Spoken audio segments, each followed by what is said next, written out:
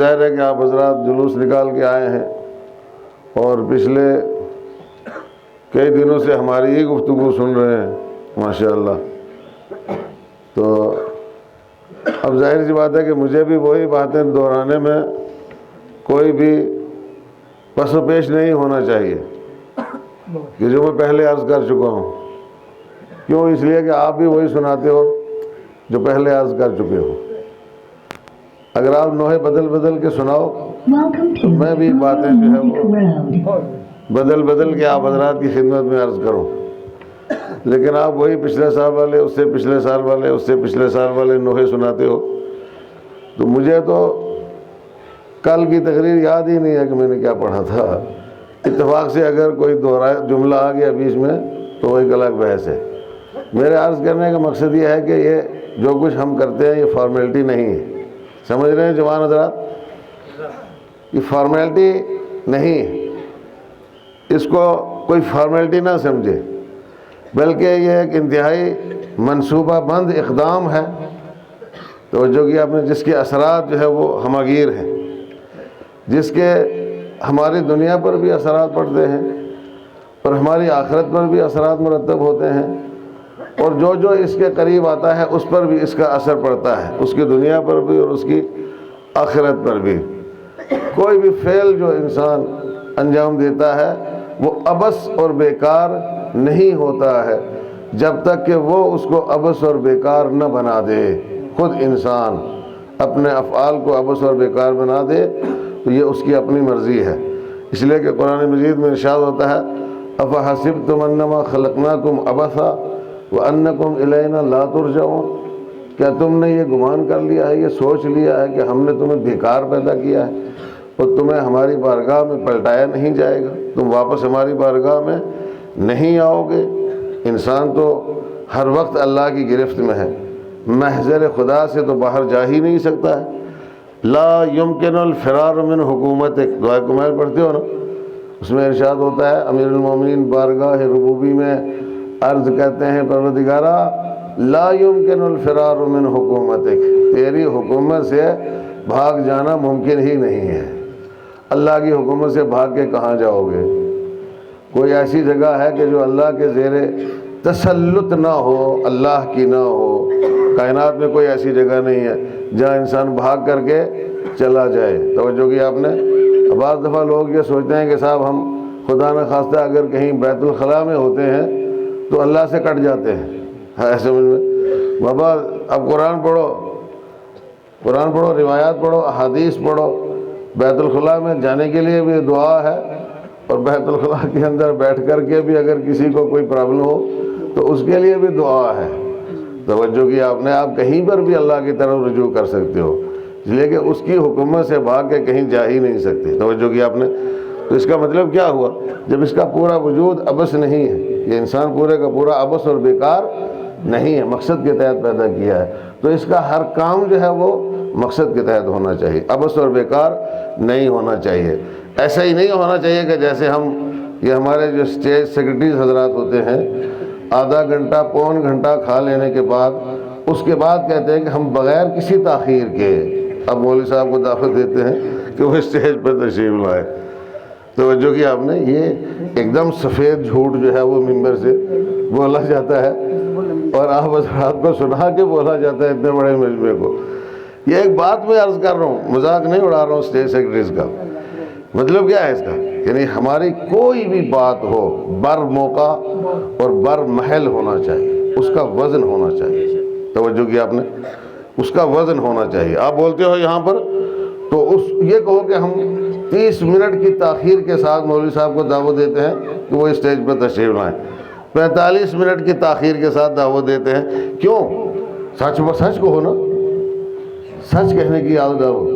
یا ایھا الذین آمنوا اتقوا اللہ وکونوا مع الصادقین. یہ فارمیلٹیز نہیں ہے، قرآنی آیات فارمیلٹیز نہیں ہے. اے ایمان والو اللہ کا تقوی اختیار کرو اور سچوں کے ساتھ ہو جاؤ. تو جب ہم سچوں کے ساتھ ہیں تو ہماری ہر بات سچی ہونا چاہیے. الا من اکرہ وقلبہ مطمئن بالایمان. مگر یہ کہ کسی کو مجبور کر دیا جائے لیکن اس کا دل پھر بھی ایمان سے مطمئن ہی ہوگا. تو وہ جھوٹ بول سکتا ہے، مجبور کر دیا گیا جھوٹ بول سکتا ہے، لیکن جس کو کوئی مجبوری نہیں ہے وہ ہمیشہ یہ عادت ڈالو کہ سچ بولو، فارمیلٹی کے لیے نہیں بولو، جو بات کہنا ہے سوچ سمجھ کے کہو اور متانت کے ساتھ کہو، سنجیدگی کے ساتھ کہو، اور انسان جو ہے وہ اپنی بات کے اوپر اس کو قائم رہنا چاہیے ہمیشہ۔ جس کو بات کے اوپر قائم رہنے کا سلیقہ آ جائے وہی اصل میں دائرہ ایمان میں داخل ہو سکتا ہے۔ اگر بات کے اوپر قائم رہنے کا سلیقہ نہیں آیا تو انسان ایمان کو اپنے اندر بچا کے نہیں رکھ سکتا ہے۔ مرحلہ عدالت کا جہاں پہ آتا ہے، عدالت کا، امیر المومنین علی ابن ابی طالب علیہ السلام جیسی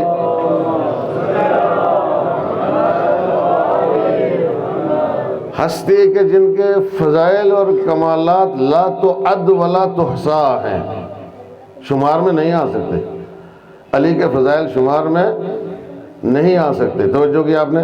اب یہاں پہ لوگ کہیں گے سب بھئی علی ہی کے فضائل جو ہے وہ ہمیشہ کہتے ہیں شمار میں نہیں آتے، سرکار دو عالم کے کہاں شمار میں آتے ہیں؟ وہ تو ظاہر سی بات ہے، سرکار دو عالم تو اس ذات کا نام ہے کہ جو فضائل خلق کرنے والی ذات ہے ان ذوات مقدسہ کے۔ ہم سرکار کے بارے میں کیوں بحث کریں بھائی؟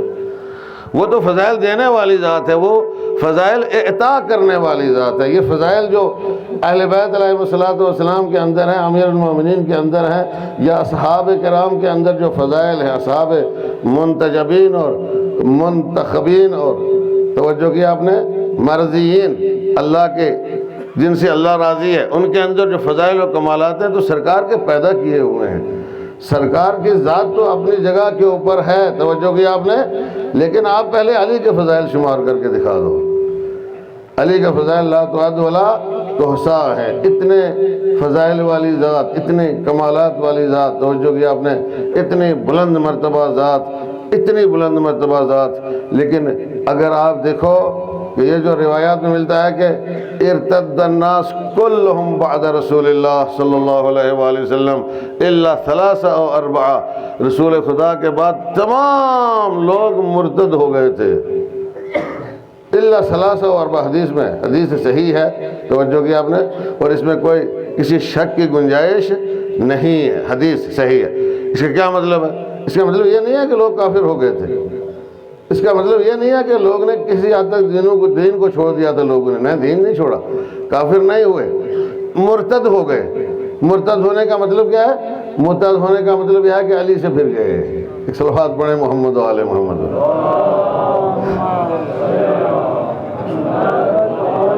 علی سے دور ہو گئے، ہم آج بھی کہتے ہیں علی سے دور ہونے کا مطلب یہ نہیں ہے کہ کافر ہو جائے گا، کافر نہیں ہوتا ہے، توجہ کیا، تو ہمارے مسلمہ عقائد میں سے، ہاں جب تک کوئی اس منزل میں داخل نہ ہو جائے، خدا نہ خواستہ، اگر کوئی دور رہتا ہے، پیروی نہیں کرتا ہے، اتباع نہیں کرتا ہے، کافر نہیں ہوتا ہے، مسلمان رہے گا، توجہ کیا آپ نے۔ لیکن یہ جو ارتداد ہے، یہ ارتداد ذات علوی سے ہے کہ جس مرکز پر سرکار دو عالم صلی اللہ علیہ وآلہ وسلم نے لوگوں کو غدیر خم کے میدان میں جمع کیا تھا، کس مرکز پر جمع کیا تھا؟ کس ذات کو اپنے ہاتھوں کے اوپر بلند کیا تھا؟ علی کو اپنے ہاتھوں کے اوپر بلند کیا تھا۔ کس ذات کے لیے فرمایا تھا من کنت مولا فہذا علی مولا، جس کا میں مولا ہوں اس کا علی مولا ہے۔ کس کے لیے؟ علی کے لیے تھا نا، واضح، ساری دنیا نے تسلیم کیا، سارے محدثین نے تسلیم کیا، سارے مفسرین نے تسلیم کیا، اہل سنت کی کتابوں میں زیادہ لکھا ہوا ہے، اہل تشیع کی کتابوں میں جو کچھ ہے اہل سنت سے لیا گیا ہے، توجہ کہ ہم تسلیم کیا۔ اور اس کے بعد 3 دن مجمع وہاں ٹکا رہا غدیر خم کے میدان میں، اور پیغمبر نے سب کو کہا کہ آ کر کے علی کے ہاتھوں پہ بیعت کرو، اور بیعت یہ کہہ کر کے کرو کہ السلام علیک یا امیر المؤمنین، السلام علیک یا امیر المؤمنین، علی کی بیعت کرو بامرۃ المؤمنین، علی کو امیر المومنین کہہ کر کے علی علیہ السلام کی بیعت کرو۔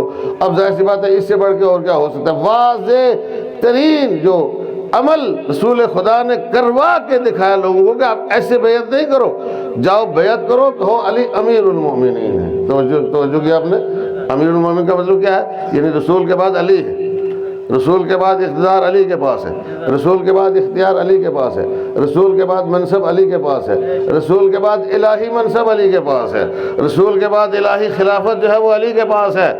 الہی خلافت کس کے پاس ہے؟ علی کے پاس ہے۔ رسول کے بعد ساری رسالت جو ہے وہ علی کے پاس ہے، رسالت علی کے پاس ہے، توجہ کیا آپ نے، احکام الہی علی کے پاس ہے، قرآن مجید جو ہے وہ علی کے پاس ہے، آیات علی کے پاس ہے، توجہ کیا آپ نے، آیات بینات علی کے پاس ہے، آیات محکم و متشابہ علی کے پاس ہیں، اور کسی کے پاس نہیں ہے۔ توجہ، پیغمبر نے چھوڑا، انہی دونوں کو چھوڑا ہے، ایک ساتھ چھوڑا ہے۔ تو علی کی امارت کی جو ہے وہ بیعت کروائی تھی پیغمبر اکرم صلی اللہ علیہ وآلہ وسلم نے، توجہ کیا آپ نے۔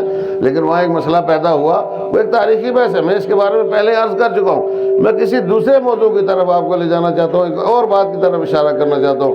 میں پہلے کہہ چکا ہوں تو ان بحثوں کا اب کوئی فائدہ نہیں ہے۔ اب نہ پلٹ کے ہم 1400 سال پہلے جا سکتے ہیں، اور نہ مثلا کسی کو خلیفہ بنا سکتے ہیں، اور نہ کسی کو خلافت سے ہٹا سکتے ہیں، اس لیے کہ نہ خلیفہ بنانا ہمارا کام ہے، نہ خلافت سے ہٹانا ہمارا کام ہے۔ خلیفہ بنانا بھی اللہ کا کام ہے، خلافت سے ہٹانا بھی اللہ کا کام ہے، اور اللہ جس کو بنا دے اس کو کوئی ہٹا نہیں سکتا ہے۔ توجہ کیا، اللہ کے کام ایسے تو نہیں ہے نا کہ آج بنا دیا کل پشیمان ہو گیا، نہیں غلط ہو گیا، ایسا تھوڑا ہی ہو سکتا ہے۔ توجہ کیا آپ نے، اللہ نے جس کو بنا دیا اسے کوئی ہٹا نہیں سکتا ہے۔ اس بات کے اوپر ہم بحث نہیں کرتے ہیں، لیکن فضائل، کمالات علی کے، اور پھر علی کے کارنامے، دنیا کے مسلمانوں کی نظروں میں علی کے کارنامے تھے، جو لوگ ذوالعشیرہ سے لے کر کے اور پھر اس کے بعد پیغمبر کی زندگی کے آخری لمحے تک، کہ جب پیغمبر نے کہا کہ کاغذ اور قلم لاؤ تاکہ میں تمہارے لیے ایک ایسی تحریر لکھ دوں کہ جس کے بعد تم گمراہ نہ ہو، اس وقت تک جو علی علیہ السلام کے کارنامے تھے وہ ازہر من الشمس تھے۔ ساری دنیا ان کو جانتی تھی، تمام مسلمان ان کو جانتے تھے کہ فضائل و کمالات کی دنیا میں علی کا مقابلہ کوئی کر ہی نہیں سکتا ہے، علی کے ہم پلہ کوئی ہو ہی نہیں سکتا ہے۔ دور دور تک بھی کہیں اس میدان میں کوئی دوسرا نظر نہیں آتا ہے کہ جس میدان میں علی موجود ہیں، توجہ کیا میں، جس میں علی موجود ہیں وہاں کوئی دوسرا نظر نہیں آتا ہے، توجہ کیا آپ نے۔ لیکن اس کے باوجود بھی لوگ علی سے مکر گئے، علی سے پھر گئے، علی سے منحرف ہو گئے، علی کو لوگوں نے چھوڑ دیا، توجہ کیا آپ نے، چھوڑ دیا، سب نے چھوڑ دیا، 2-3 کو چھوڑ کے باقی سب نے علی کو چھوڑ دیا۔ کیوں؟ وجہ کیا تھی اس کی؟ کمالات مسلم تھے، لیکن جب پوچھا گیا تو پتہ چلا کہ بابا علی کو اگر ہم نے بنا لیا تو پھر ہمیں کیا ملے گا؟ توجہ کیا آپ نے، علی کو اگر بنا لیا تو پھر ہمیں کیا ملے گا؟ اس لیے کہ علی اس عادل کا نام ہے، اس عادل کا نام عدل علی علیہ السلام مشہور ہے۔ علی ایسا عادل ہے کہ جو اپنے ساتھ کنسیشن نہیں کرتا ہے، کسی دوسرے کے ساتھ کیا کنسیشن کرے گا، کسی دوسرے کو کیا رعایت دے گا۔ مسئلہ جو ہے وہ دین کا نہیں تھا، مسئلہ جو ہے وہ دنیا کا مسئلہ تھا کہ جس کی خاطر لوگوں نے علی علیہ السلام کو چھوڑا۔ ایک صلوات پڑھیں محمد و آل محمد پر۔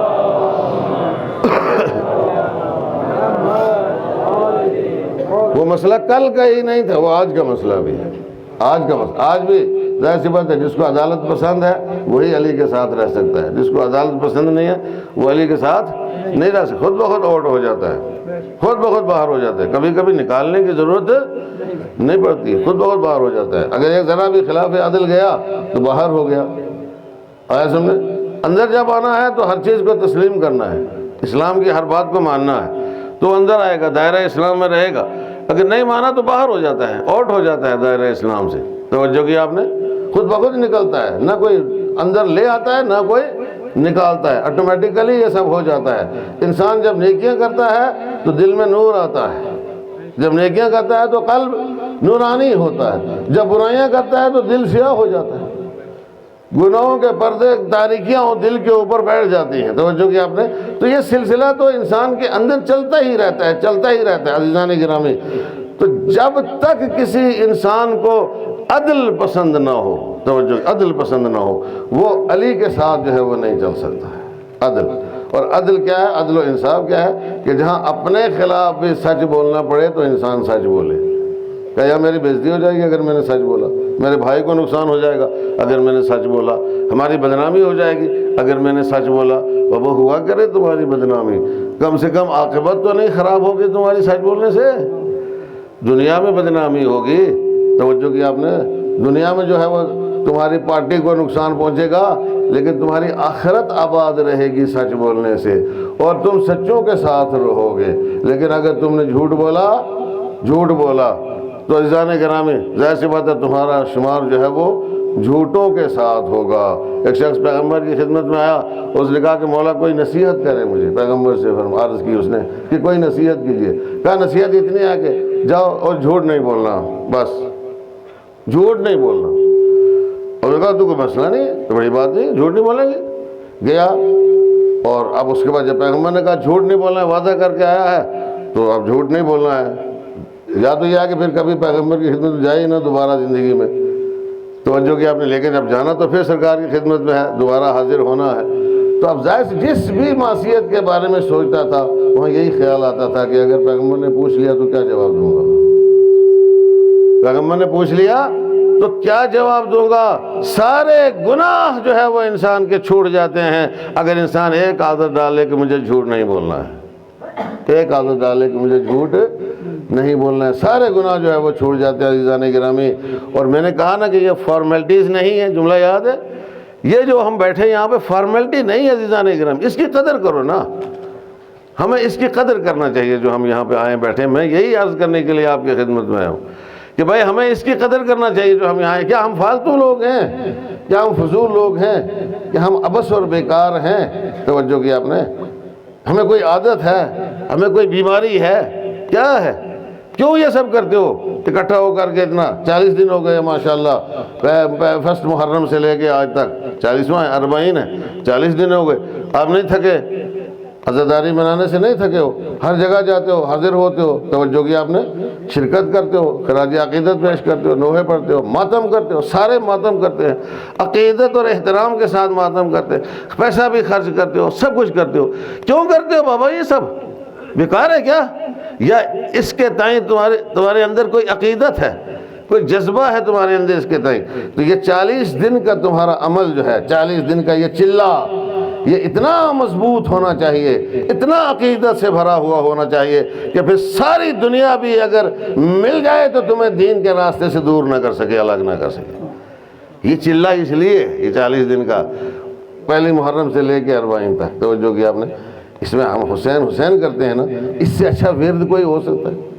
آپ پیروں سے پوچھو، یا کوئی چھوٹی سی آیت ان کو دے دو، وہ پڑھنا شروع کریں، 40 دن میں ماشاءاللہ 40-50 دن جو ان کے قبضے میں آ جاتے ہیں۔ صلوات پڑھیں محمد و آل محمد۔ سمجھ میں آیا؟ آج آتے ہیں، کوئی دو رہے نہیں آتے ہیں۔ اب آدمی جو تلاش کرے گا اس کو ملے گا نا، اللہ نے وعدہ کیا، جو کچھ تم مانگو گے میں دے دوں گا، میرا کیا بگاڑو گے؟ اگر ساری دنیا کے جن تم اپنے قبضے میں کر لو تو میرا کیا بگاڑو گے بھائی؟ لیکن ظاہر سی بات ہے کہ انسان تو مافوق اجنہ ہے، انسان جنوں سے اوپر ہے، توجہ کی آپ نے، اس کو جنوں کو قبضہ کرنے کی ضرورت نہیں ہے، یہ چلہ ہے۔ اب 40 دن تم اگر ایک آیت پڑھو تو اس کا اثر ہوتا ہے انسان کے اوپر۔ تم نے 40 دن چلہ کیا، حسین حسین کیا نا، 40 دن سے حسین حسین کر رہے ہو، ساتھ میں ماتم کر رہے ہو، بڑی محنت کے ساتھ، بڑی عقیدت کے ساتھ، بڑے احترام کے ساتھ۔ تو عزیزان گرامی، 1 سال کا چلہ جو ہے وہ اتنا کامیاب ہو جانا چاہیے کہ ظاہر سی بات ہے پھر اس کو دنیا کی کوئی طاقت بھی حسین سے الگ نہ کر سکے۔ توجہ کی آپ نے۔ اب ہم یہ کہتے ہیں کہ ہم تو حسین سے الگ نہیں ہیں، نہیں بھائی ایسا نہ کہو، ہم زبانی حسین کے ساتھ ہیں، عملی طور پر ہمیں حسین کے ساتھ ہونا چاہیے، عملی طور پر کردار کے ساتھ حسین کے ساتھ ہونا چاہیے۔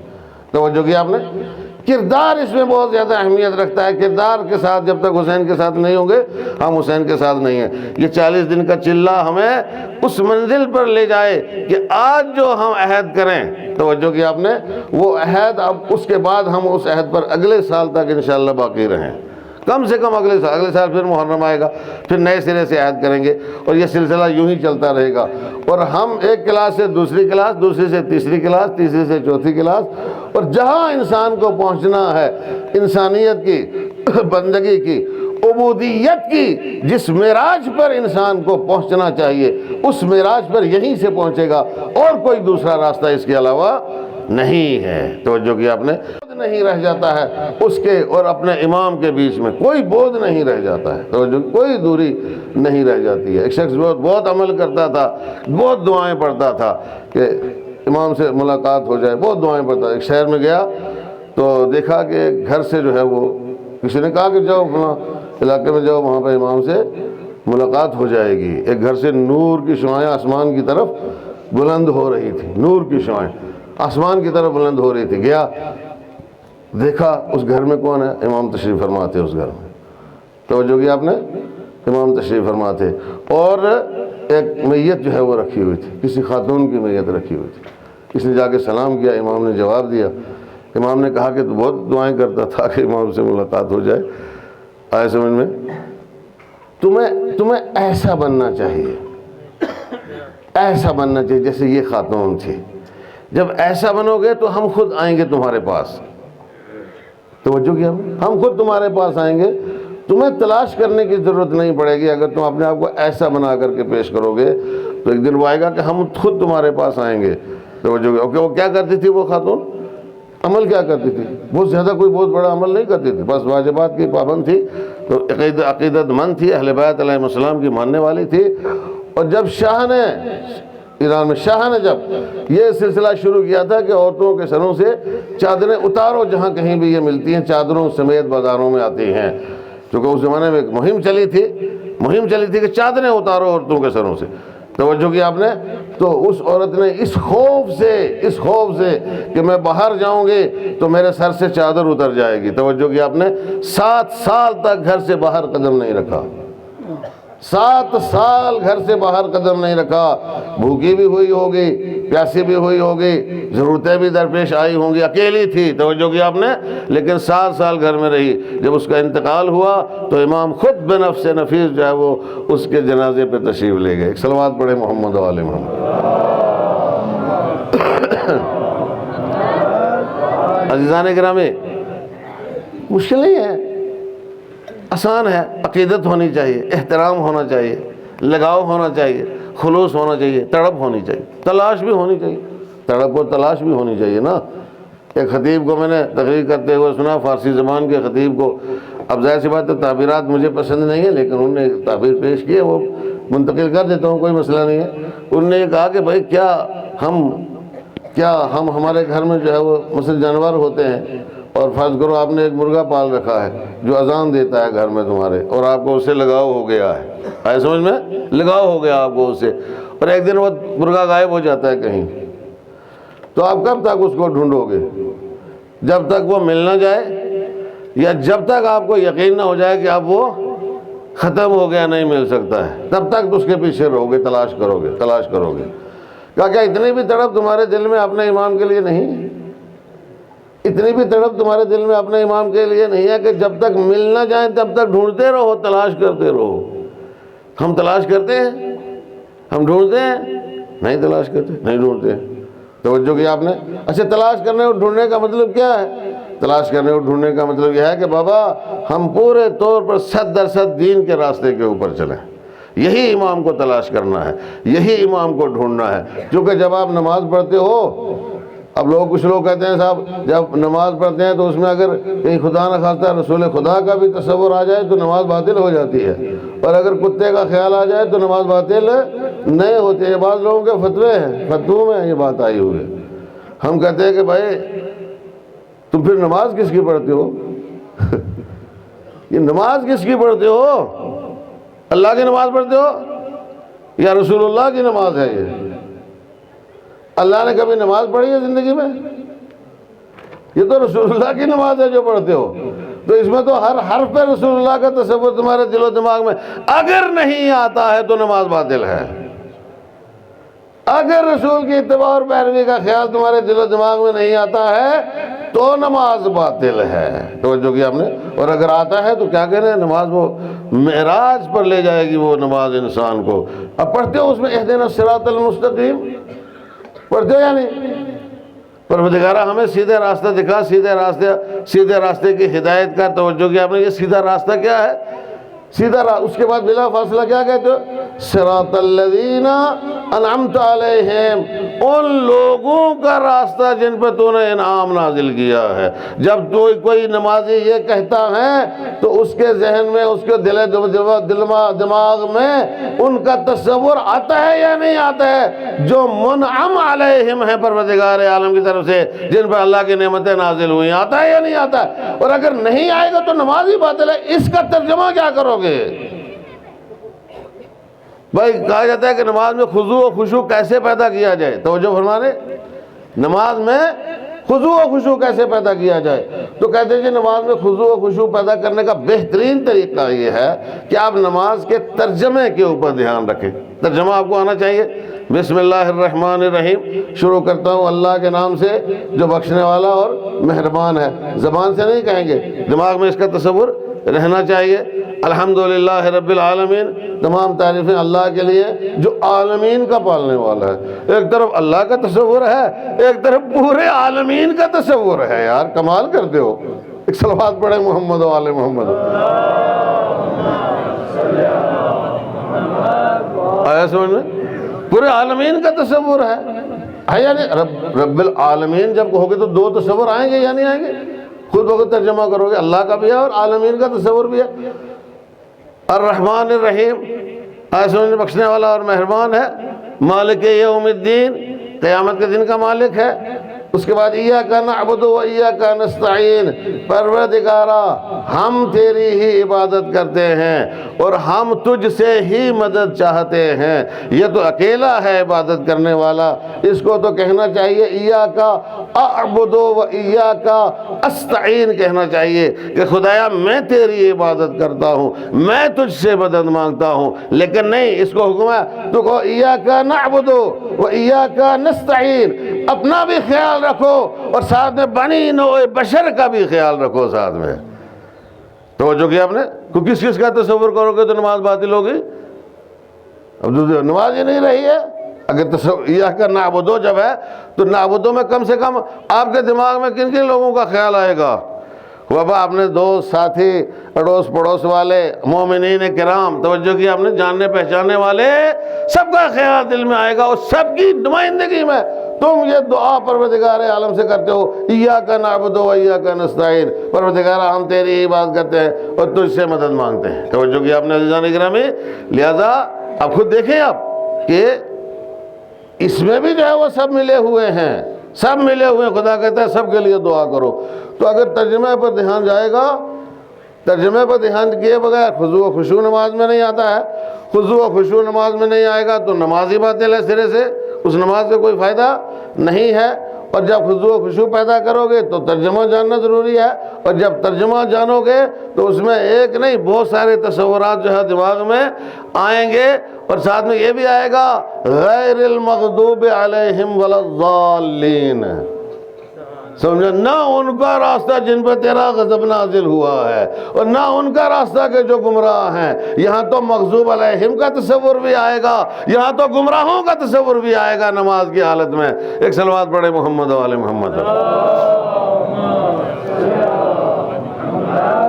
تو عزیزان گرامی، ظاہر سی بات ایسے تو نماز باطل نہیں ہوتی ہے نا، نماز ان کا تصور نہ کرنے سے باطل ہوتی ہے۔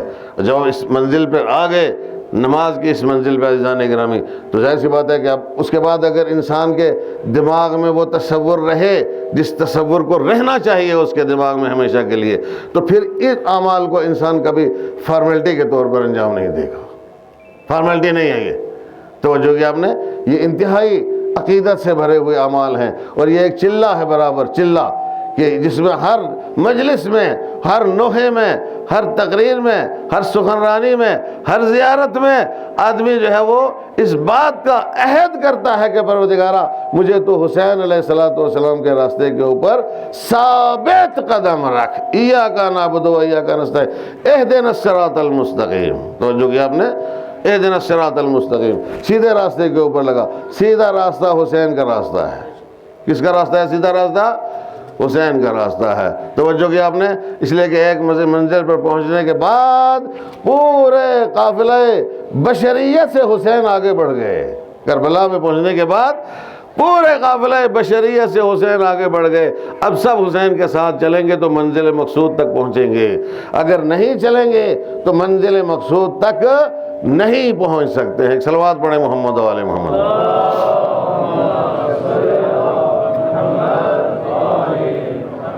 تو عزیزان گرامی، ظاہر سی بات ہے کہ یہ اب تقریباً اواخر ہیں آپ کی مجلسوں کے۔ یہ نوجوان حضرات یہاں پہ تشریف فرما ہے، میں نوجوانوں سے یہ ریکویسٹ کروں گا، یہ اپیل کروں گا کہ آپ اس کو فارمیلٹی نہ سمجھیں اور آپ سنجیدگی کے ساتھ، اس عزاداری کے ساتھ وابستہ ہو جائیں۔ توجہ کیا آپ نے، سنجیدگی کے ساتھ، اور اس کی روشنی میں آپ اپنے دنیا کے مسائل کو حل کریں انشاءاللہ۔ توجہ کیا آپ نے، دنیا میں آپ کو کیسے چلنا ہے، کیسے زندگی بسر کرنا ہے، کیسے آپ کے تعلقات ہونا چاہیے، کیسے آپ کے روابط ہونا چاہیے، کیسی آپ کی بول چال ہونا چاہیے۔ توجہ کیا آپ نے، کس قسم کا آپ کا پہناوا ہونا چاہیے، کیسا آپ کا کھانا ہونا چاہیے، کیسی آپ کی سوسائٹی ہونا چاہیے، کن لوگوں کے ساتھ آپ کو ہونا چاہیے، کن لوگوں کے ساتھ آپ کو نہیں ہونا چاہیے، یہ آپ طے کریں امام حسین علیہ السلام کو پیش نظر رکھتے ہوئے، کربلا والوں کو سامنے رکھتے ہوئے ہمیں اور آپ کو اپنی زندگی کی ڈگر جو ہے وہ متعین کرنی ہے، وہ راستہ تلاش کرنا ہے جسے صراط مستقیم کہتے ہیں، صراط مستقیم کہتے ہیں۔ یہی مقصد ہے اس عزا کا، یہی مقصد، یہ فارمیلٹی نہیں ہے، یہ کوشش ہے ان کے راستے کے اوپر آنے کے بعد اس راستے کے اوپر ثابت قدم رہنے کی کوشش ہے، جد و جہد ہے۔ ہمیں خدا لے آتا ہے، خدا نہ خواستہ کہیں ایسا نہ ہو کہ ہم خود جو ہے وہ دور ہو جائیں، خدا لے آتا ہے۔ محرم آتا ہے تو خود بخود ہمارے دلوں میں احترام پیدا ہو جاتا ہے، خود بخود ہمارے دلوں میں اندر سے ایک آواز پیدا ہو جاتی ہے کہ بھئی محرم منانا ہے، مجلسیں منانا ہے، ہم اہتمام کرتے ہیں۔ اگر آپ کو کوئی روکے بھی تو نہیں رکتے ہو، کمال ہے نا، روکے بھی تو نہیں رکتے ہو، محرم منانا ہے۔ توجہ کیا آپ نے، اتنی ظاہر سی بات، اتنا احترام تو ہمارے دلوں میں نماز جمعہ کے لیے ابھی تک نہیں نا پیدا ہوا، جو سچائی بات ہے وہ کہنا چاہیے نہیں، ہاں اتنا، اور دوسری عبادات جو اللہ کی طرف سے ہیں ان کے سلسلے میں اتنی شدت ہمارے اندر نہیں آئی، اتنا احترام ہمارے اندر نہیں آیا، اتنی پابندی ہمارے اندر نہیں آئی ہے۔ یہ آ جائے گی اگر حسین سے وابستہ ہو جاؤ گے، صحیح معلوم ہے تو جو کر رہے ہیں آپ حضرات، جب حسین کے ساتھ آ گئے تو حسین موڑ دیں گے سیدھے راستے کی طرف انشاءاللہ، توفیق حاصل ہو جائے گی، دعائیں شامل ہوں گی حسین علیہ السلام کی، وہ سیدھے راستے کی طرف موڑ دیں گے۔ اور جوانوں، کل بھی میں نے شاید پوٹھے میں عرض کیا تھا کہ حسین کے ساتھ آ جانے میں کوئی نقصان نہیں ہے، حسین کے ساتھ آ جانے میں کوئی نقصان نہیں ہے، نہ دنیا میں نقصان ہے نہ آخرت میں نقصان ہے، اور اگر حسین کے ساتھ نہیں آئے تو خسرت دنیا والآخرہ، خسرت دنیا والآخرہ کا کیا مطلب ہے؟ دنیا میں بھی نقصان میں ہے، آخرت میں بھی نقصان میں ہے، آخرت میں بھی نقصان۔ حسین کا ساتھ چھوڑ کے کسی کو کوئی فائدہ کہیں پر بھی ہونے والا نہیں ہے۔ توجہ کیا ہم نے، خسرت دنیا والآخرہ ہو جائے گا اگر حسین کے ساتھ نہیں آیا تو جڑو حسین کے ساتھ، اور جب حسین کے ساتھ جڑو گے تو ظاہر سی بات ہے کہ ہر جگہ تمہیں حسینیت نظر آئے گی، کہیں پر بھی یزیدیت نہیں ہوگی، کہیں یزیدیت نہیں ہوگی۔ اور بابا یزید کو تو پہلے اپنے اندر سے دور کرنا ہے، اس کے بعد اپنے گھروں سے دور کرنا ہے یزید کو، اس کے بعد اپنی بستی سے دور کرنا ہے یزید کو، پھر آس پاس جہاں کہیں بھی نظر آئے وہاں تک پیچھا کرو اس کا، وہاں تک اس کا پیچھا کرو تاکہ یزیدیت کا خاتمہ ہو جائے، صفائے ہستی سے یزیدیت نابود ہو جائے، ہر جگہ سے مٹ جائے یزیدیت۔ اس لیے کہ آپ اپنی قدر جانو، میں عرض کرتا ہوں مجلسوں میں، آپ معمولی لوگ نہیں ہو، جو نوجوان یہاں پہ بیٹھے ہیں عزیزان گرامی، یہ نوجوان جو ہے یہ پیغام رسانان عزائے حسین ابن علی علیہ السلام، یہ پیغمبران عزاداری ہیں، عزا، پیغمبران عزا، پیغمبران عزا ہیں، سمجھ میں آیا؟ قاصد ہیں عزا کے، ان کو عزا کے اس پیغام کو، اس ذمہ داری کو پوری دنیا تک پہنچانا ہے، پوری انسانیت تک پہنچانا ہے، پوری بشریت تک پہنچانا ہے۔ پیغمبران عزا اپنی ذمہ داری محسوس کریں، اپنی قدر جانیں، اپنی قدر جانیں۔ میں نے عرض کیا نا کہ یہاں پہنچنا بھی جو ہے وہ توفیق الہی ہے، اور پھر یہاں ثابت قدم رہنا بھی توفیق الہی ہے۔ یہ توفیق الہی ہمارے ساتھ تھی کہ ہم یہاں ہیں، ہے یا نہیں؟ یہ توفیق الہی ہمارے ساتھ تھی کہ ہم یہاں ہیں، اس توفیق کی قدر کرو، ورنہ کل حساب کرے گا پروردگار عالم۔ تو میں نے تمہیں کہاں چھوڑا تھا، تم کہاں سے برآمد ہوئے جا کر کے؟ توجہ کیا آپ نے، کہاں چھوڑا تھا؟ میں نے تمہیں حسین کی بزم میں لا کر کے بٹھایا تھا نا، تم کہاں سے نکلے، کہاں سے نکلے؟ توجہ کیا آپ نے، بیٹھنا، پورے وجود کے ساتھ بیٹھنا، اور بیٹھ کر کے عزم لے کر کے، حوصلہ لے کر کے تبلیغ کے لیے نکلنا، پرچار کے لیے نکلنا، پیغام رسانی کے لیے نکلنا، دنیا کو اس سے آگاہ کرنا، دنیا کو اس سے آشنا کرنا، دنیا کو اس سے واقف کرنا۔ کون سی ذمہ داری ہم نے آپ نے ذمہ لی ہوئی؟ بہت معمولی سی، بس صرف کھانا پینا، بس پیٹ پیٹ پیٹ، سب ہر طرف پیٹ، ملازمت، نوکری، دنیا داری، ایسے نے یہ وہ دوسرا تیسرا، زمین جائیداد، پراپرٹی، ایک دم جو ہے بھی نہیں ہے ہمارے پاس، اس کے بھی پیچھے جو ہے مرتے ہیں، جان دیتے ہیں، مارتے ہیں ایک دوسرے کو، کھاتے ہیں ایک دوسرے کو، جانور بن جاتے ہیں، وحشی بن جاتے ہیں، وحشی بن گئے۔ نہیں ہے، نہیں ہے عزیزان کرام، کچھ گستاخی ہے کیا؟ ایک صلوات پڑھیں محمد و آل محمد۔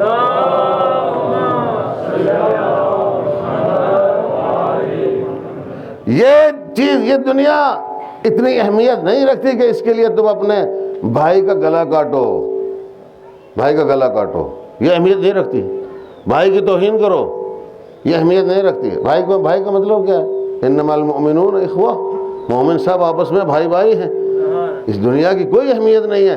اس کے لیے تمہیں جو ہے وہ، اس کے لیے تمہیں تجاوز نہیں کرنا چاہیے، حیوانیت نہیں اختیار کرنا چاہیے، درندگی نہیں اختیار کرنا چاہیے۔ بابا یہ حق چھوڑو اللہ کے اوپر، وہ پورا کرے گا تمہارا حق۔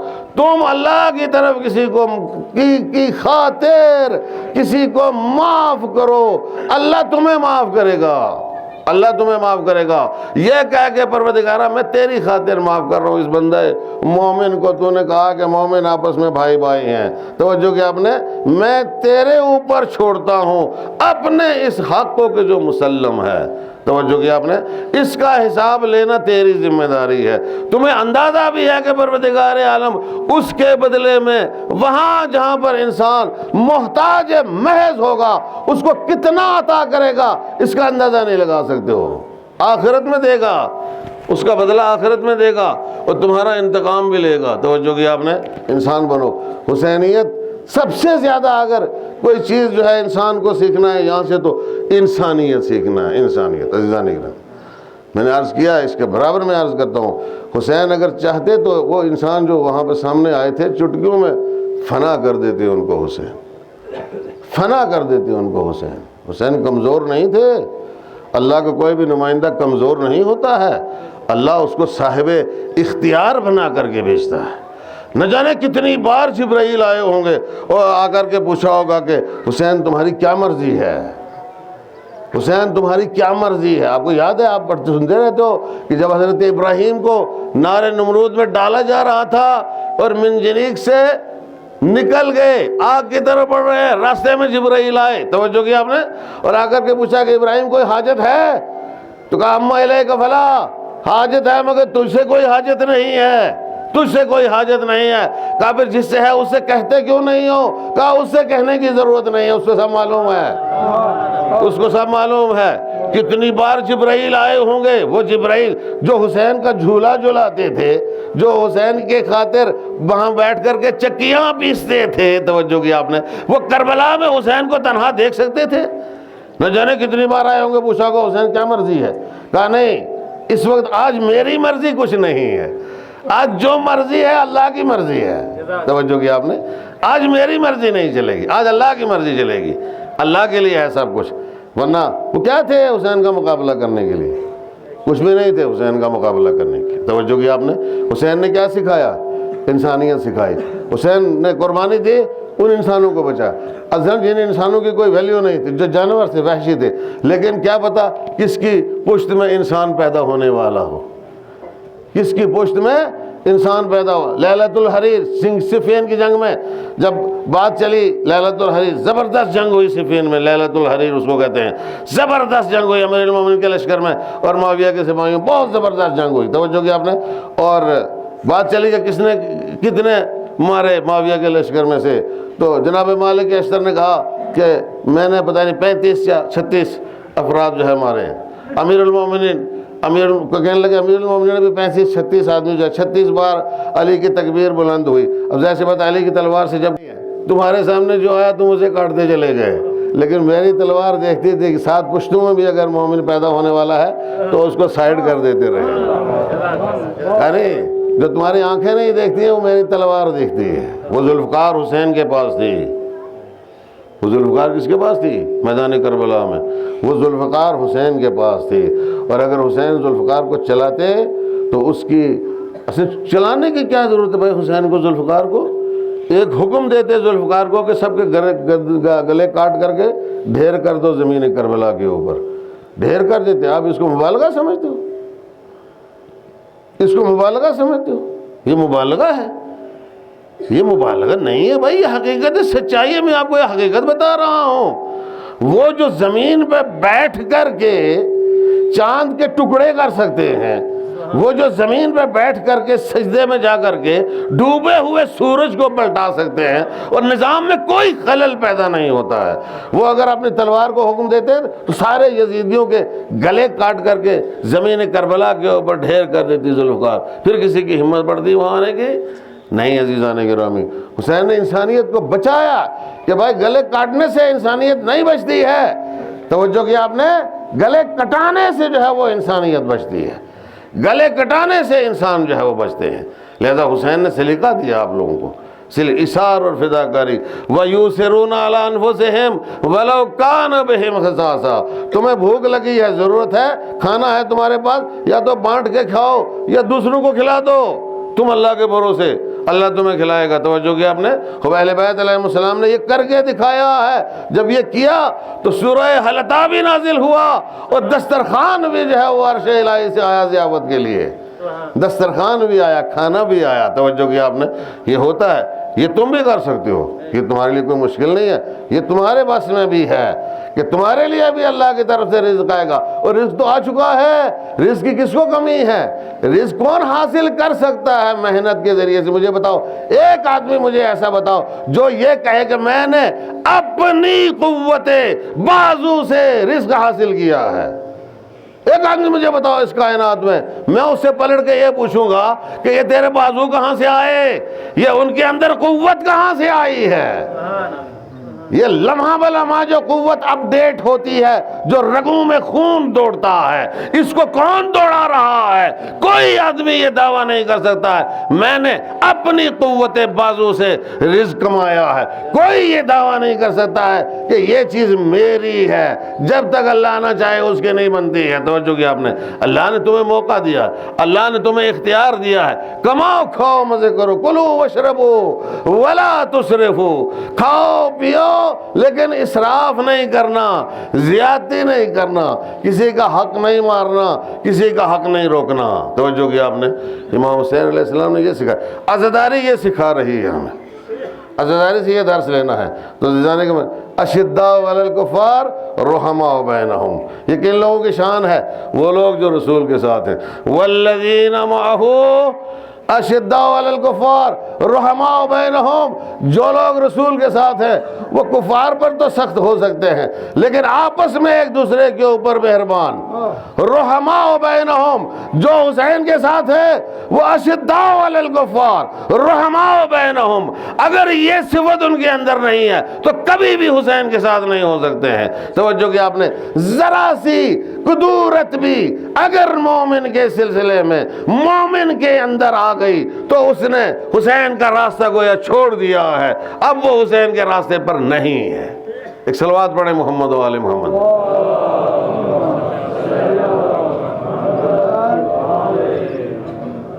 یہ آسان نہیں ہے، آسان بھی ہے اور آسان نہیں ہے عزیزان گرامی، بس دقت کی ضرورت ہے۔ یہ راستہ جو ہے نا، کیا دین کا راستہ ہے؟ دین کا راستہ، اور دین کا راستہ جو ہے وہ بال سے زیادہ باریک ہے، بال سے زیادہ باریک ہے، اور آگ سے زیادہ گرم ہے، اور تلوار کی دھار سے زیادہ تیز ہے، تلوار کی دھار سے زیادہ تیز ہے۔ یہ پل صراط ہے۔ آپ کیا سمجھتے ہو پل صراط وہاں پہ نصب ہوگا؟ ہاں، ہوگا نصب، لیکن ہم پل صراط کے اوپر سے گزر رہے ہیں، سنبھل کے گزرنا. سب توجہ کیا آپ نے؟ پل صراط کے اوپر ہیں. اگر کوئی دین کے راستے کے اوپر ہے تو پل صراط کے اوپر ہے، اور کامیاب ہو گیا یہی دنیا میں کامیاب ہوگا. وہاں جا کے نہیں انتظار کرو کہ وہاں پہ کہ اب ہم یہاں پہ پل صراط کے اوپر آئیں تو آواز دو گے یا علی مدد یا علی مدد. وہاں نہیں چلے گا یا علی مدد، یہاں چلے گا. کہاں چلے گا؟ یہاں چلے گا یا علی مدد، مولا ہماری مدد کیجیے، ہم پل صراط کے اوپر چل رہے ہیں. یہ دین کا راستہ پل صراط ہے. میرے جملوں کو سمجھنے کے لیے بھی تو کافی معلومات کی ضرورت ہے عزیزان گرامی. یہ دین کا راستہ پل صراط ہے جس پر ہم لوگ چل رہے ہیں. وَإِن مِّنكُمْ إِلَّا وَارِدُهَا كَانَ عَلَى رَبِّكَ حَتْمًا مَّقْضِيًّا ثُمَّ نُنَجِّي الَّذِينَ اتَّقَوْا وَنَذَرُ الظَّالِمِينَ فِيهَا جِثِيًّا. تم میں سے ہر شخص جو ہے وہ دوزخ میں داخل ہوگا، دوزخ میں داخل ہوگا. آیا سمجھ میں؟ اور پھر اس کے بعد کیا ہوگا؟ جو ایمان والے ہیں ان کو ہم دوزخ سے نکال دیں گے باہر. ثم ننجی الذین اتقوا، جنہوں نے تقوی اختیار کیا، جو ایمان لائے ہیں ان کو ہم نکال دیں گے. وَنَذَرُ الظَّالِمِينَ فِيهَا جِثِيًّا، اور جو ظالم ہے جنہوں نے اپنے آپ پر ظلم کیا ہے وہ گھٹنوں کے بل جو ہے وہ وہیں جہنم میں پڑے رہیں گے. ان کو نکالنے والا کوئی نہیں ہوگا. مطلب کس کو نکالا جائے گا؟ جنہوں نے تقوی اختیار کیا ہے. تقوی کہاں اختیار کرنا ہے؟ تقوی دنیا میں اختیار کرنا ہے، تقوی آخرت میں نہیں اختیار کرنا ہے. تقوی دنیا میں اختیار کرنا ہے، معلوم ہے یہاں نکالنا ہے. توجہ کہ آپ نے جہاں نکالنا ہے اپنے آپ کو. اور ظاہر سی بات ہے سند مل جائے گی، سند مل جائے گی عزیزان گرامی. بس ایک جملہ آپ کی خدمت میں عرض کرو، سند مل جائے گی آپ کو کہ ہم آپ نجات یافتہ ہیں یا نجات یافتہ نہیں ہے. جب مولا کائنات امیر المومنین علی ابن ابی طالب آ کر کے اس بندے کو جو عالم احتضار میں ہوتا ہے سلام کرتے ہیں، اگر اس نے سلام کو سمجھ لیا اور تعظیم کی اور جواب دیا مولا کائنات کا وعلیک السلام یا امیر المؤمنین، تو نجات پا گیا. تو جو کہ آپ نے نجات کی سند تو یہاں ہی ملے گی. یہاں کب؟ جب آخری منزل ہوگی، جا رہا ہوگا اس وقت نجات کی سند جو ہے وہ حاصل کر کے اگر گیا تو نجات یافتہ ہے. اگر پروانہ نجات ہاتھ میں لے کے نہیں گیا تو نجات یافتہ نہیں ہو سکتا. یہاں لینا ہے، یہاں لینا ہے. توجہ کیا آپ نے؟ تو عزیزان گرامی اب جب یہاں لینا ہے تو اشرائی پیدا کرنا پڑے گی، لگاؤ پیدا کرنا پڑے گا، محبت اور عقیدت ہونا چاہیے، احترام ہونا چاہیے، اطاعت ہونا چاہیے، فرما برداری ہونا چاہیے. اس کے بغیر آشنائی اہل بیت علیہ الصلوۃ والسلام سے نہیں ہو سکتی ہے. توجہ کیا آپ نے؟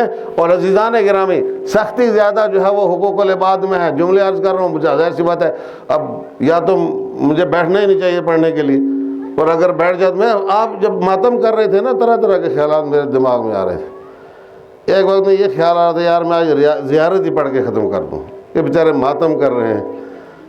اب میں بھی ہتھوڑے برساؤں گا ان کے دماغ کے اوپر سے، اور پہلے تو خود ہتھوڑے برسا چکے ہیں آپ نے، اوپر سے میں بھی ہتھوڑے برساؤں یہ اچھا نہیں. لیکن آپ نے کہا بیٹھ جاؤ، آپ نے ہمارے اوپر احسان کیا. توجہ کیا آپ نے؟ تو پھر میں آپ کو اچھے طریقے سے آپ کی جب تک خبر نہ لے لوں مجھے تسلی نہیں ہوتی ہے. ایک صلوات پڑھے محمد علیہ.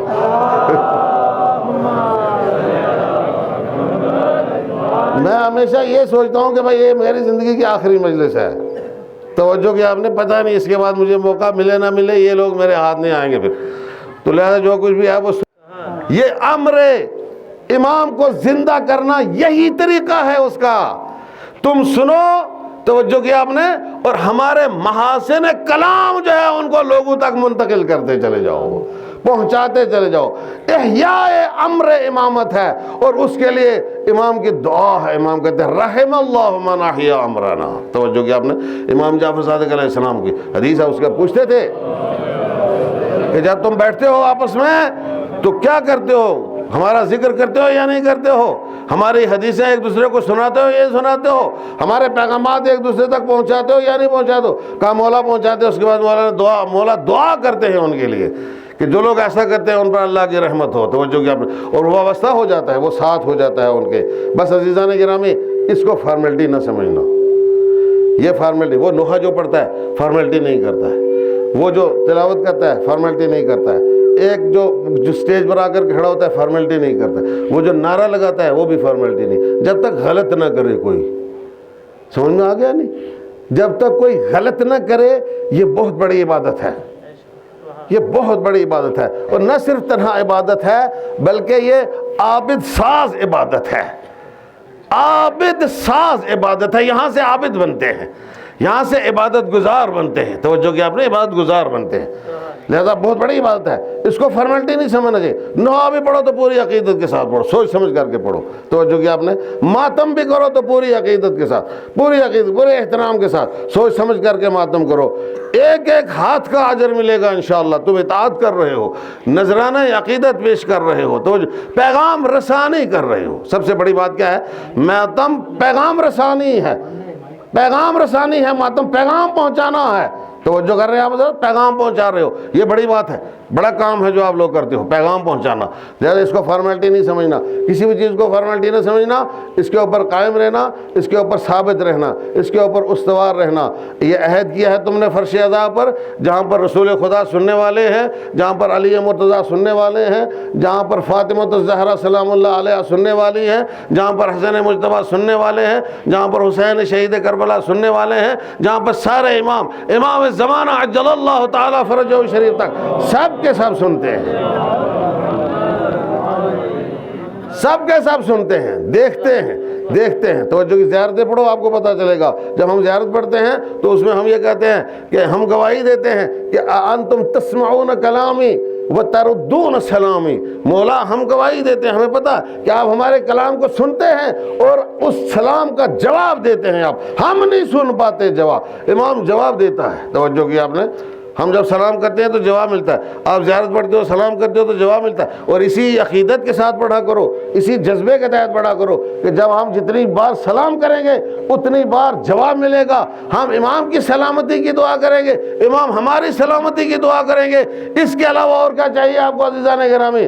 لہذا زیارت بھی خضوع و خشوع کے ساتھ پڑھا کرو. اور نماز کے بعد اگر کسی نے زیارت نہیں پڑھی تو حق نماز کا ادا نہیں ہوتا ہے، حق نماز کا ادا نہیں ہوتا. الصلاۃ والسلام علیک یا رسول اللہ، الصلاۃ والسلام علیک یا حبیب اللہ، الصلاۃ والسلام علیک یا نبی اللہ. اور پھر اس کے بعد ظاہر سی بات ہے کہ جس نے نماز کو بچایا ہے کربلا کے میدان میں، تھوڑا اس کو بھی سلام کر لیا کریں، تھوڑا اس کو بھی، جس کو رسول سلام کرتے رہے تھوڑا ان کو بھی سلام کر لیا کریں. اس لیے کہ ہم رسول کو سلام کرتے ہیں، رسول 9 مہینے تک درے سیدہ کے اوپر جا کر کے سلام کرتے رہے. السلام علیکم یا اہل بیت النبوہ و معدن الرسالہ. سلام ہو آپ پر اہل بیت نبوت اور اے معدن رسالت، سرچشمہ رسالت. اہل بیت کا گھر، فاطمہ کا گھر سرچشمہ رسالت ہے، سرچشمہ رسالت. اس رسول کو سلام کرتے ہیں تو سرچشمہ رسالت کو بھی سلام کرو. توجہ کی آپ نے، جس نے نماز کی لاج رکھی کربلا کے میدان میں اس کو بھی سلام کرو. توجہ کی آپ نے، لاج رکھی، حسین نے لاج رکھی نماز کی کربلا کے میدان میں. بس میں نے آپ کی زحمت تمام کی. یہ 40 ہے، توجہ کی آپ نے، 40واں 40 امام حسین علیہ السلام شہیدوں کا 40واں ہے. اور اس 40ویں میں پتہ ہی کیا ہوا، اس 40ویں میں زینب نے کربلا کے میدان میں آ کر کے حسین کی فتح کا اعلان کیا، فتح کا اعلان کیا، حسین کی کامیابی کا اعلان کیا. آیا سمجھ میں؟ کیوں؟ یزید لے گیا تھا، میں کہتے رہتا ہوں یہ جملے، یزید لے گیا تھا، اسیر بنا کے، قیدی بنا کے لے گیا تھا کہ گمنام کر دوں گا، پتہ ہی نہیں چلے گا، کہیں پتہ ہی نہیں چلے گا کہاں گئے کہاں نہیں گئے. اس کا تو یہ منصوبہ تھا.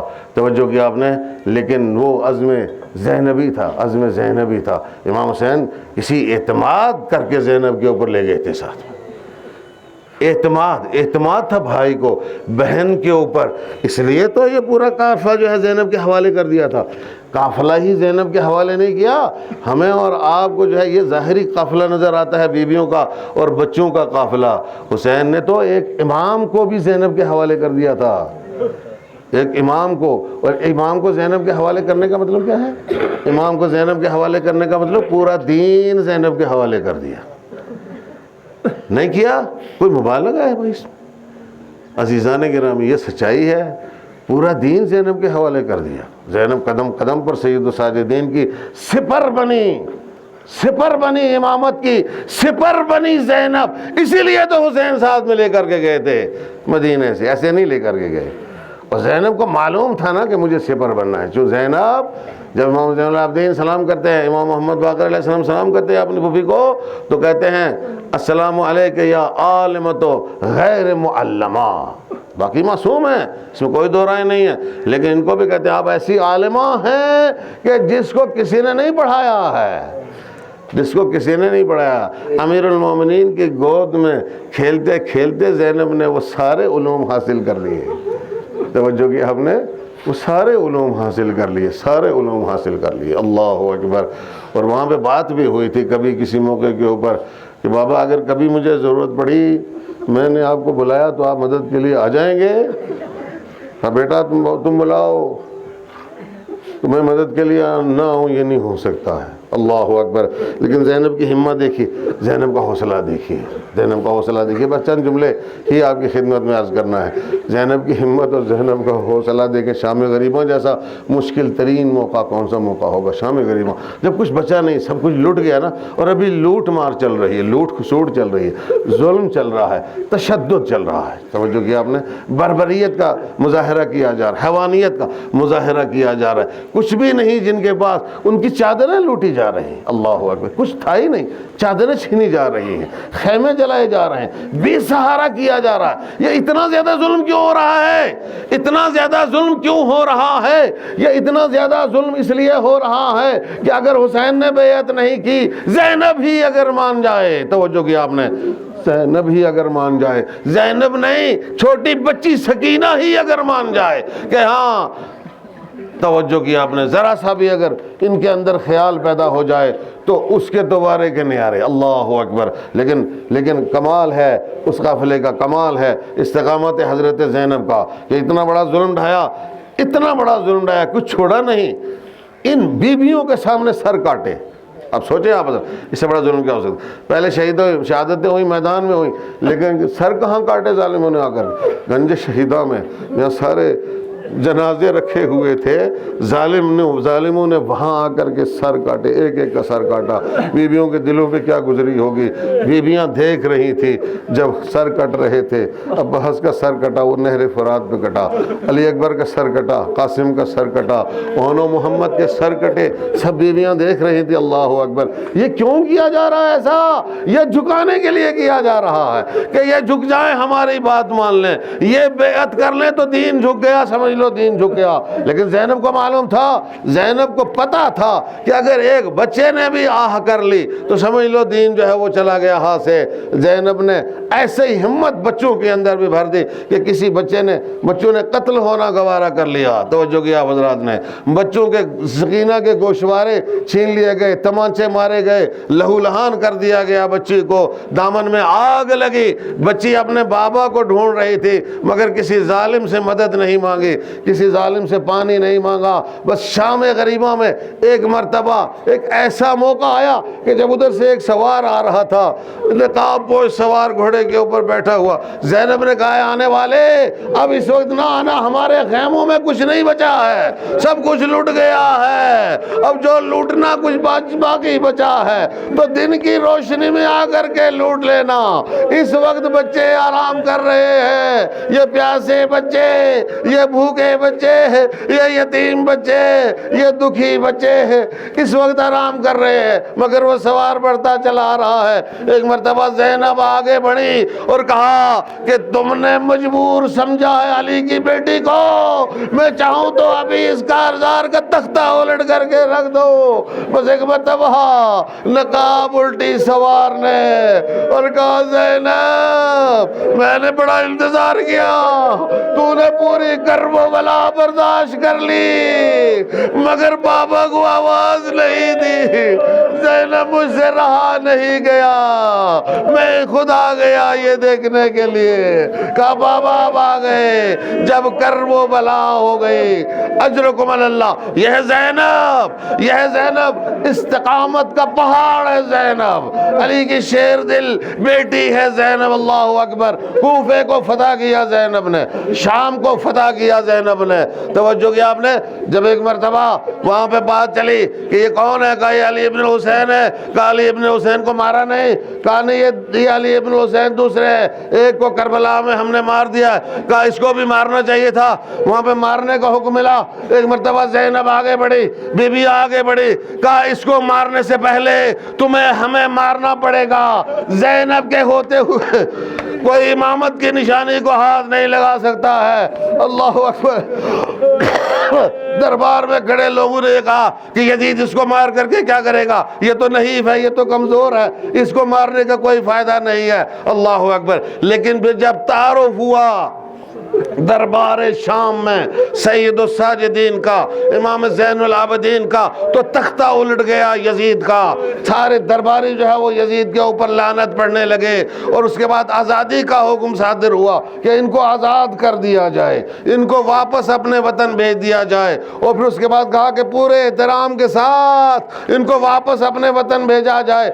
زینب نے کہا کہ اگر آزادی کا پروانہ ملا ہے تو سب سے پہلے جا کر کے میری طرف سے یہ کہا جائے یزید سے کہ ہم یہاں سے جانے سے پہلے تو ہمارا جو لٹا ہوا مال ہے وہ واپس دے دو، اس کے بعد کوئی جگہ خالی کرو جہاں بیٹھ کر کے ہم جی بھر کے اپنے بھیا کا غم منائیں، اپنے بھیا کا ماتم کریں۔ ارے کربلا سے لے کے یہاں تک ہمیں حسین کا ماتم کرنے کی فرصت نہیں ملی ہے، ہمیں حسین کا غم منانے کی فرصت نہیں ملی ہے۔ ایک جگہ خالی کی گئی، زینب نے مجلس برپا کی زندان شام میں۔ سید الساجدین تھے، بیبیاں تھی، سرانے لگے۔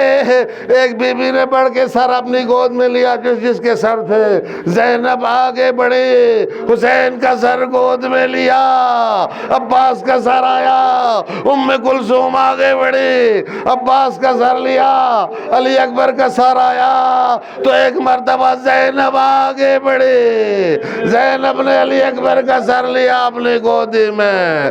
دو ننھے ننھے سر آئے، کسی نے آگے بڑھ کے نہیں لیا گودی میں۔ پوچھنے والوں نے پوچھا رہے اس بچیوں کی ماں مر گئی ہے کیا؟ کہا کہ ماں مری نہیں، ماں زندہ ہے، لیکن میں حسین کا غم منا رہی ہوں، میں علی اکبر کا غم منا رہی ہوں، میں اپنے بچوں کا غم نہیں مناتی۔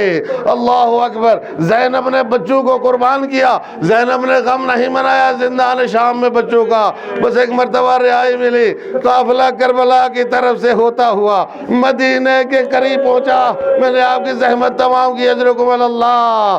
زینب نے کہا قافلے کو تھوڑی دیر روک دیا جائے مدینے کے باہر، اور منادی سے کہا آواز دے، مدینہ تو جدنا لا تقبلینا، اے ہمارے نانا کے مدینے، تو ہمیں قبول نہ کر اپنے شہر میں۔ وبالحسرات والاحزان جئینا، ہم حسرت اور اندوہ کے ساتھ آئے ہیں، ہم حسین کو ساتھ لے کے گئے تھے، حسین شہید ہو گئے، ہم نبوت کا پورا گھرانہ ساتھ لے کر کے گئے تھے، سب کے سب شہید ہو گئے۔ بس یہ قافلہ داخل ہوا مدینے میں، محلہ بنی ہاشم میں، ایک بی بی آگے بڑھی، کبھی اس کی گود دیکھتی ہے، کبھی اس بی بی کی گود دیکھتی ہے، کبھی اس بی بی کی گود دیکھتی ہے، جہاں کر کے دیکھ رہی ہے۔ میں کہوں گا یہ سغرا بیویوں کی گودی میں کیا دیکھ رہی ہے؟ کہاں سغرا ننھے علی اصغر کو ڈھونڈ رہی ہے۔ بس ایک مرتبہ زینب نے کہا ہوگا میری بچی علی اصغر کو نہ ڈھونڈو، علی اصغر کو کربلا میں کھو دیا، سکینہ کو زندان شام میں کھو کر کے آئی ہوں۔ الا لعنت اللہ علی القوم الظالمین، فسيعلم الذين ظلموا أي منقلب ينقلبون، إنا لله وإنا إليه راجعون، ضم قضائه وتسليما لأمره۔ اللهم إنا نرغب إليك في دولة كريمة تعز بها الإسلام وأهله وتذل بها النفاق وأهله وتجعلنا فيها من الدعاة إلى طاعتك والقادة إلى سبيلك وترزقنا بها كرامة الدنيا والآخرة. اللهم ما عرفتنا من الحق فحملناه وما قصرنا عنه فبلغناه برحمتك یا ارحم الراحمین. رب کریم ہماری اس قلیل عبادت کو قبول فرما. پروردگارہ ہمارے ان آنسوں کو رومال سیدہ میں جگہ عطا فرما. پروردگارہ ہمارے ان آنسوں کو ہمارے زمانے کے امام کی بارگاہ میں شرف قبولیت سے سرفراز فرما. خب ظاہر ہے کہ اگر امام ان آنسوں کو قبول کر لیں اور ان کی تائید کر دیں تو یہ آنسو ہمارے لیے بہت بڑا سرمایہ ہے. اگر امام قبول نہ کریں تو پھر ان آنسوں کی کوئی ویلیو نہیں ہے, کوئی قیمت نہیں ہے. صاحب العصر وہ ہے, پہلے ان کی بارگاہ میں سب کچھ پیش ہوگا. رب کریم ہماری یہ عزاداری امام کی خدمت میں قابل قبول واقع ہو پروردگارہ, اور امام کا قلب ناظرین اس سے خوش ہو, ان کو تسلی اور تشفی ملے. پروردگارہ ہمیں ان آنسوؤں کے صدقے میں اور اس قلیل عبادت کے صدقے میں میرے معبود ہمارے اندر معرفت اور شناخت پیدا کر دے, اور دنیا کی محبت ہمارے دلوں سے نکال, اور دین کی محبت اور آپس میں ایک دوسرے کی محبت, انسانیت کی محبت, اہل بیت علیہم السلام کی محبت اور قرآن کی محبت جو ہے وہ ہمارے دلوں میں ڈال دے. پالنے والے تجھے محمد و آل محمد کا واسطہ. یہ روز 40 ہے, چہلوں میں زینب کربلا میں شہیدوں کا چہلم منا رہی, اپنے بھائی کا چہلم منا رہی ہے. پروردگارہ ان بیویوں کا صدقہ جنہوں نے بڑا کام کیا ہے, دین کا بڑا کام کیا ہے, معبود ان کے طفیل میں, ان کے صدقے میں ہمیں دین کے راستے پر چلا. ہماری مخدرات کو, ہماری ماؤں بہنوں کو زینب و ام کلثوم کے راستے پر چلا, اور ان کے پردے کی لاج رکھنے کی توفیق عنایت فرما. رب کریم ہم سب کو کربلا والوں کے نقش قدم پہ چلنے کی توفیق عنایت فرما. معبود کریم پروردگارہ ہم میں جو بیمار ہیں انہیں شفائے عاجل و کامل عطا فرما. یہ ہمارے پیش نظر جو بیمار ہیں, یہ قیوم حسین شاہ صاحب کی اہلیہ جو ہیں وہ سری نگر ہسپتال میں ایڈمٹ ہیں. میرے معبود تجھے محمد و آل محمد کا واسطہ اور ان آنسوؤں کا واسطہ پروردگارہ, اور ان عزاداروں کا واسطہ اور صاحبان عزا کا واسطہ, کربلا والوں کا واسطہ, تو اس بچی کو, اس بیوی کو شفائے عاجل اور کامل عطا فرما, اور اس کی بیماری کو دور فرما پروردگارہ. اور جو بیمار ہیں, اور بھی بہت سارے لوگ بیمار ہیں جو ہسپتالوں میں ایڈمٹ ہیں, جن کے آپریشن ہونے والے ہیں, پروردگارہ تو سب کو شفائے عاجل اور کامل عطا فرما. اور جو اس سلسلے میں پریشان حال ہیں میرے معبود تو ان کی پریشانی کو دور فرما. میں اس بیچ میں ایک جملہ اور آپ حضرات کی خدمت میں عرض کر دوں کہ ایک دوسرے کی خبر رکھا کرو, کون ضرورت مند ہے. اگر خاموشی کے ساتھ تم لوگ اس کی مدد کر دو گے تو اس سے بڑا کوئی بہت بڑا کارنامہ نہیں ہوگا. آج کل جو فیشن چلا ہوا ہے کہ پیسے دو فوٹو کھنچواؤ, یہ نہیں. خداوند ہمیں اس بیماری سے نجات عطا کرے. ہیں کچھ لوگ ضرورت مند, معلوم کرو کہاں کہاں ہیں, ہمارے ہی برادری کے, دوسری برادری کے, جہاں کے بھی ہیں, خاموشی سے ان کی مدد کر دیا کرو بغیر اس کے مانگے. وہ چپکے سے مدد کرو گے تو اللہ کی بارگاہ میں قبول ہوگا, اور وہ اس کا اجر تمہیں اللہ دے گا. کچھ لوگ ہیں انہوں نے مجھ سے کہا ہے, لیکن ظاہر سی بات ہے کہ میرے پاس جو ہے وہ خدا بہتر جانتا ہے, اس طرح کی پوزیشن میں نہیں ہوں. مگر آپ لوگ ہیں انشاءاللہ, تھوڑا تھوڑا بھی اگر قطرہ قطرہ دریا بن جاتا ہے تو معلوم کر کے اور ان کی مدد کریں, اس میں آپ کو بہت بڑا اجر ملے گا انشاءاللہ. اور یہ صدقہ ہوتا ہے, اور پروردگار عالم آپ کو جو ہے وہ جو اس طرح کے صدقے دیتا رہتا ہے اس کو بیماریوں سے محفوظ رکھے گا. رب کریم جو ہم میں بیمار ہیں انہیں شفا عطا فرما, جو بے روزگار ہیں انہیں روزگار عطا فرما. میرے معبود جو بے اولاد ہیں انہیں اولاد عطا فرما. پروردگار ہم سب کی دعاؤں کو قبول فرما, اور ہم سب کی نیک حاجتوں کو, دینی اور دنیاوی نیک حاجتوں کو پورا فرما محمد و آل محمد کے صدقے میں. اور ہم سب کے بزرگوں کو جو دنیا سے چلے گئے ان کے گناہوں کو معاف فرما. برزخ میں اگر کسی کو کوئی مشکل درپیش ہے تو اسے آسان فرما دے. اہل بیت علیہم السلام کے صدقے میں پروردگارہ تو ہماری توفیقات میں اضافہ فرما کہ ہم اسی طریقے سے جو ہے وہ اور اس سے بہتر انداز میں, بہترین انداز میں پورے